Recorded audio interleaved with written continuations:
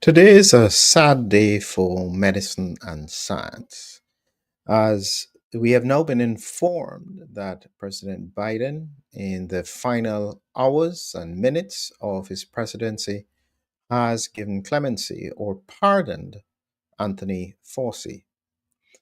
Now, the question is why? Because why do you need a pardon if you haven't done anything wrong? So this is quite significant. And there's a reason why I said that it's a sad day. For anyone who is clinical, for anyone who has practiced medicine, who's been through medical school, they would have had a contact with Harrison's Principles of Internal Medicine, the 17th edition of this in 2008. And you can see right here, Anthony Fauci was one of the lead authors. So everybody in medicine certainly has had some interaction with the work that Anthony Fauci has done. And he has represented an important voice for medicine. However, what has happened in the pandemic has truly been embarrassing to see. And now we are faced with a very important question as to why did he need a presidential pardon? In case you don't know what this looks like, I've got some information here for you. I've got this from the pardons from President Joe Biden between 2021 to present, and it shows you all of the pardons that he has done, and all the way down to December 1. This is when he did his pardon for Hunter Biden. That's his son. In case you haven't seen what that looks like, you can see here that he has been executive grant of clemency for Joseph R. Biden Jr. by Joseph R. the President of the United States for Robert Hunter Biden, and a full and unconditional pardon for offenses against the United States which he has committed or may have committed or taken part in during the period from the 1st of January 2014 through to December 2024. So, I mean, that in itself was an awful thing to see, in that this is where we are now. That shouldn't be the kind of thing that we're seeing coming out of the presidency of the United States, but it's just where we are. And before I come on to the pardon for Dr. Fauci, it's important to acknowledge that there was a piece of legislation, or not legislation, there was a piece of work that was done and published on the 4th of December 2024. And this was from a select subcommittee on the coronavirus pandemic. And it's their after action review of the COVID 19 pandemic, lessons learned and a path forward. This was an important document, and in it, and I think this is why the pardon may have been done, in it, they highlight a number of very important points. In it, they highlight here that the proximal origin of SARS CoV 2 was prompted by Dr. Anthony Fauci to disprove the lab leak theory. And so they went through in detail, looking at emails, comments, statements, very, very powerful evidence that it appears that there was interference in the understanding and the research and the investigation in the potential possibility of the lab leak. As I continue to inform you about what it looks like to have a pardon, just in case you ever need it, you need to also know a president.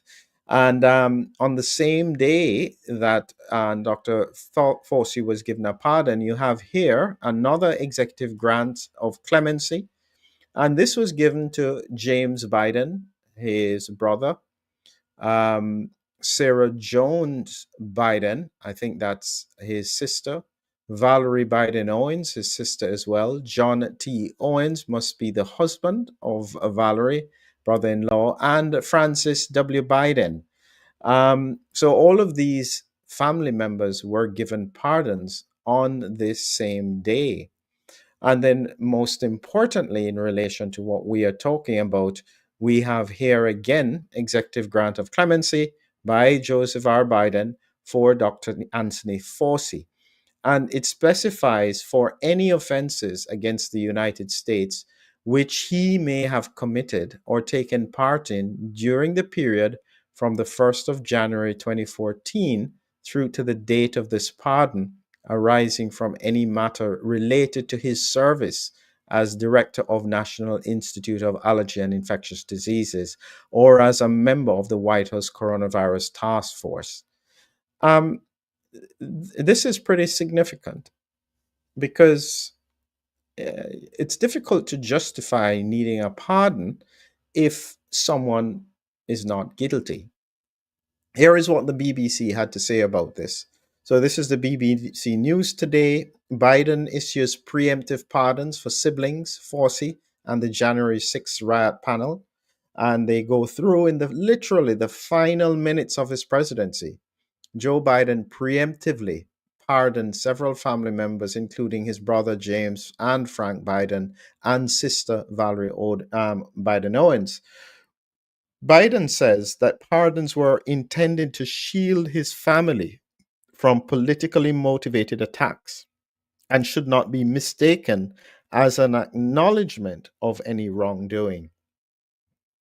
And so this is the justification, not just for his family, but as well to Anthony Fauci. And he says our nation owes these public servants a debt of gratitude for their tireless commitment. And so what he was saying is that he anticipated that now that President Trump was inaugurated, he would target people like Biden um, for politically motivated reasons. That's really what Biden was saying. And we can see here, and this is from Newsweek, we can see this is again today, the 20th of January 2025. Anthony Fauci responds to Joe Biden's pardon. And what he was saying, so as we said, the pardons covered Fauci, whose handling of the COVID pandemic has called draws for his prosecution from some critics. And what did Fauci say about it at the time? I'm just looking down to see, and you can see here the statement of Joe Biden. For more than half a century, Dr. Fauci served our country, saved countless lives by managing the government's responses to pressing health crises, including HIV, Ebola, and Zika viruses. And that was put forward as the reason that he was this was done. This is important again, and for those who actually understand what is going on in the background when we speak about why is this so relevant, it takes me all the way back to 2022 when I did a comprehensive article on this. And this is on my Substack if you want to look at it. And it was asking the question, why are independent scientists ignoring the question of SARS-CoV-2 origin? It's a really, really simple question. Why would anybody ignore it? Why would anyone want to cover it up, so to speak? You should want this to be investigated. And at the time, I had highlighted that over 30 months into the pandemic, it killed at that point 6.5 million people, destroyed personal livelihoods, and consigned millions to disability. Yet, there are no protests to insist on answers to the most obvious question: gain of function. And this was the question that I had at the time. I genuinely couldn't understand it. Why would this not be investigated?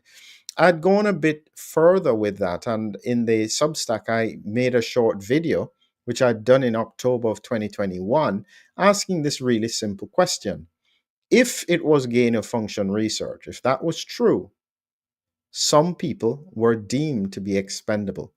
And this video was highlighting the fact in terms of the targeting of people who were on, the cohorts, the older with comorbidities. It really was really, really targeted in a way that doesn't normally happen naturally, if that makes any sense. And this is part of the reason why the lab leak issue is such an important point.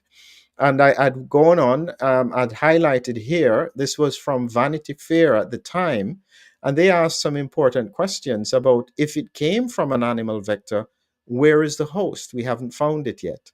They had circulating virus prior to the Wuhan market epicenter event.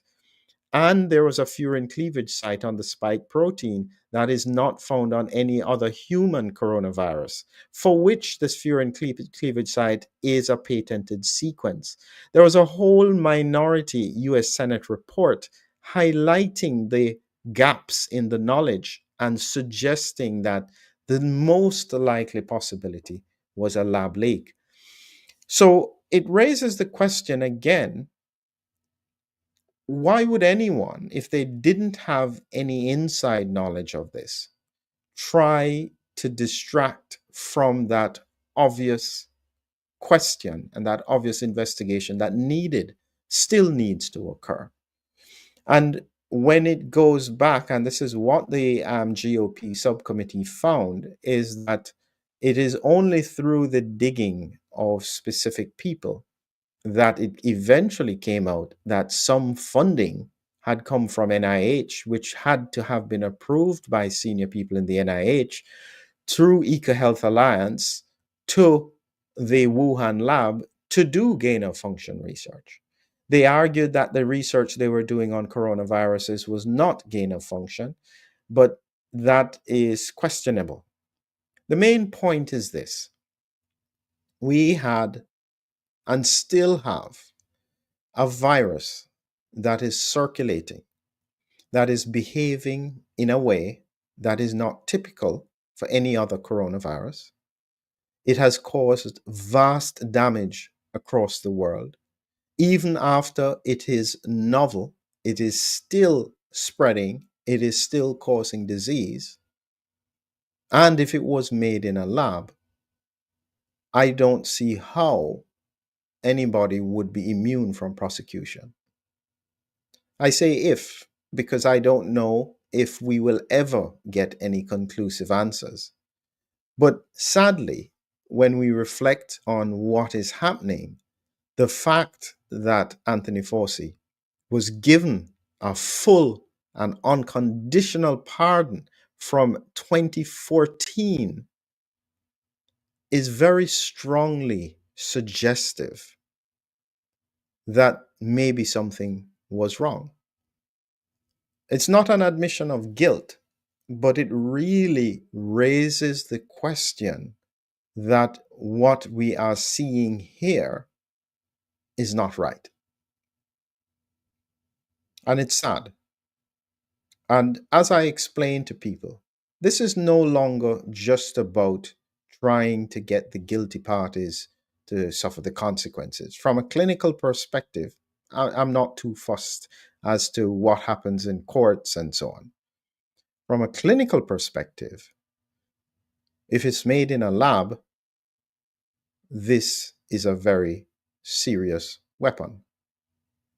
And we need to find ways to neutralize it. We need to understand it. But at the moment, the biggest danger about ignoring the possibility of a lab leak is that the medical and scientific community are not trying to figure out how to neutralize it because they presume it's natural. They assume it will go away. But the reality is that this is 5 years. It has not gone away. We are facing probably the most serious catastrophe simply because we don't understand the full implications of what this virus can do. And that's because we haven't looked, we haven't tried, we haven't searched. So, in a sense, for those who are listening, who are clinical or work in healthcare, reflect on this. The pardon for Anthony Fauci is not about the legal ramifications. This is about the fact that somewhere in the context of the investigations that have already been done, and we have to remember that this principle from the research that was done by the GOP was very strongly suggesting that the gain of function work that seemed to be occurring was being covered.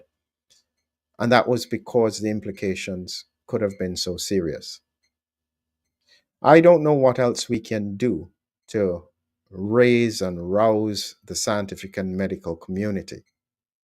But if we continue to be this naive, this gullible, this lack of skepticism, we are not advocating for the vulnerable patients that need us to ask the hard questions. Let's hope more people pick this up and focus on it in the near future. Have a great evening.